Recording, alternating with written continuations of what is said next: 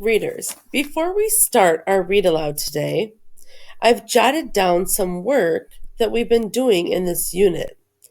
Take a look, read through the list. Which of these things are things that you've been doing a lot lately in your books? Are you ready to try this out? Remember, you're in charge. What does the text want you to think about? What's most fascinating in this part? I've picked a new text to share with you, one that is really fascinating, and that is one of the classic, famous dystopian texts I mentioned a few days ago. It's called Harrison Bergeron by Kurt Vonnegut. Get ready to listen and get ready to be in charge of the thinking when I pause.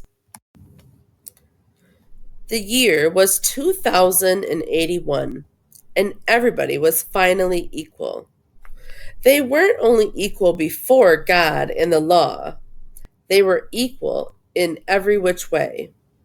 Nobody was smarter than anybody else. Nobody was better looking than anybody else.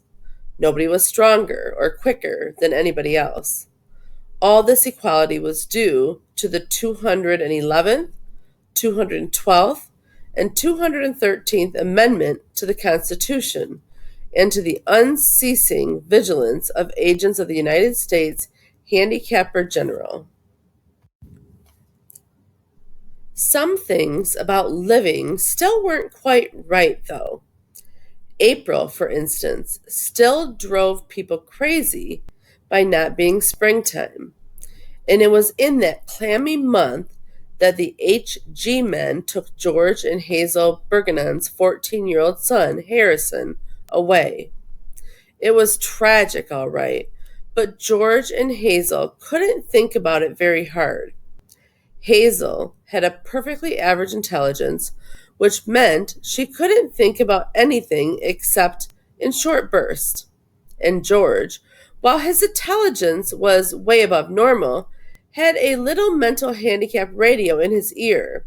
He was required by law to wear it at all times. It was tuned to a government transmitter. Every 20 seconds or so, the transmitter would send out a sharp noise to keep people like George from taking unfair advantage of their brains.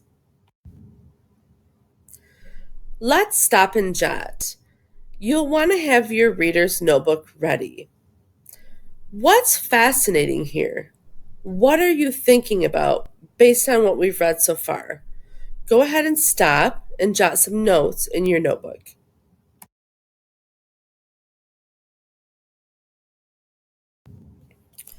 Readers, you might already be thinking about one problem that's emerging.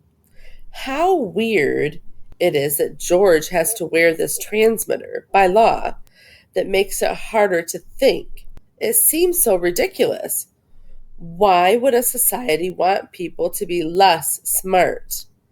But this is clearly a problem that is going on for George, and one that is bigger than him. So far, the story seems to be about unfairness and inequality, about how people don't have equal abilities. So there's definitely a connection from the story to social issues in the real world, and we're making hypotheses right away about which issues are coming up most strongly. Did you also notice how George and Hazel seem pretty unfeeling about their son being taken away? So we didn't have unusual character traits as possible thinking work, but that does feel important to think about. Great work, readers. Let's read on. Remember, you're in charge of what's worth thinking about. George and Hazel were watching television. There were tears on Hazel's cheek, but she'd forgotten for the moment what they were about. On the television screen were ballerinas. A buzzer sounded in George's head. His thoughts fled in panic, like bandits from a burglar alarm. That was a real pretty dance. The dance they just did, said Hazel. Huh? Said George. That dance. It was nice, said Hazel. Yep, said George. He tried to think about the ballerinas. They weren't really very good. No better than anybody else would have been, anyway. They were burdened with sash weights and bags of birdshot, and their faces were masked, so no one seeing a free or graceful gesture or a pretty face would feel like something the cat drug in.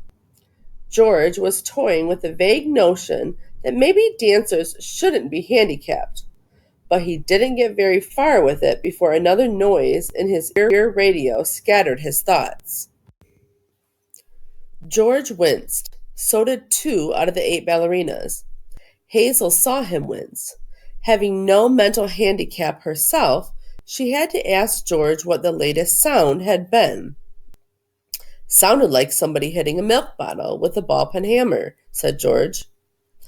I think it would be real interesting hearing all the different sounds, said Hazel, a little envious. All the things they think up. Wow. What did you find most fascinating? What should we think about? It's time to stop and jot again. Make sure your reader's notebook is ready. After you're done taking your notes and thinking about these questions, you can proceed to the next video.